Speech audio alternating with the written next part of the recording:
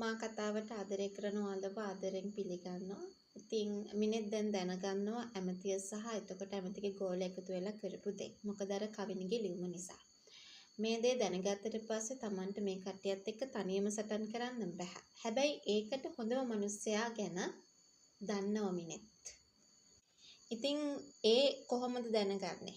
විශේෂයෙන්ම කාලයකට කලින් ඔයාට මතක ඇති ඒ තමයි චමත්කගේ තාත්තට පහර දීපු අයටත් මිනෙත් හොඳටම සැලකුවා. ඉතින් මේ වතාවෙත් ජේරාඩ්ගේ උදව් තමයි ගොඩාක් තදටම තියෙන්න ඕනේ. ඉතින් කොහොම හරි උදව්වකටත් එහා ගිහින් මොකද මිනෙත් හොඳටම දන්නවා. ඒ තමයි පහුගිය කාලේ සිද්ධ වෙච්ච දේවලුත් එක්ක වැඩිපුරම මේ ජේරාඩ් චමත්කට ආදරය කරනවා කියලා. ඒ කියන්නේ සහෝදරියක් හැටියට.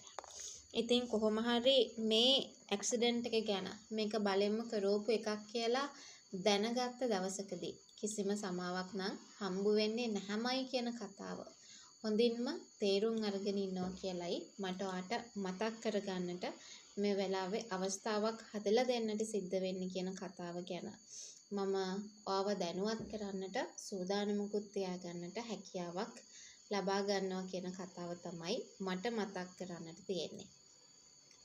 කොහොම හරි මම මේ කාරණාව ගැන ඔයාට තව විදියකින් දැනුවත් කරන්නට බලාපොරොත්තු වෙනවා කියලයි අද මට ඔයත් එක්කම කතා කරන්නට බලාපොරොත්තුවක් තියාගන්නට සිද්ධ වෙන්නේ.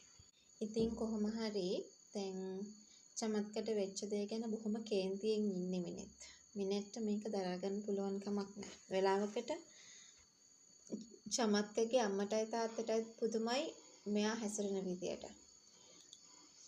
ඉතින් කොහොම හරි මේ දේවලුත් එක්ක තව දෙයක් කියන්න ඕනේ. ඒ තමයි ජේරාඩ් ඉදිරියට කතා කරලා මේ විස්තරය කිව්වහම මට සල්ලි දාන්න එපා කියලාත් කියනවා. මම මේ වැඩේ කරන්නේ චමත්ක වෙනුවෙන් කියලා කියනවා.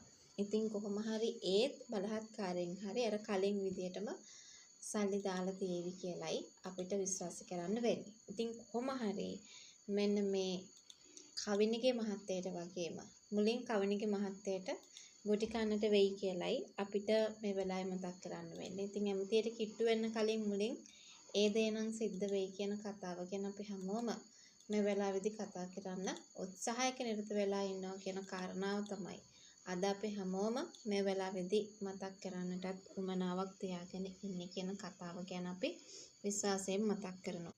ඉතින් කොහොම හරි දැන් චමත්කගේ අම්මටයි තාත්තටයි විශ්වාස කරගන්න බැරි දෙයක් තමයි ඉස්සරහට සිද්ධ වෙන්නේ කියන කතාව අපි හැමෝම මේ වෙලාවේදී කතාවට ගන්නටම වෙනවා කියලයි මම ඔයාලට මතක් කරන්නේ.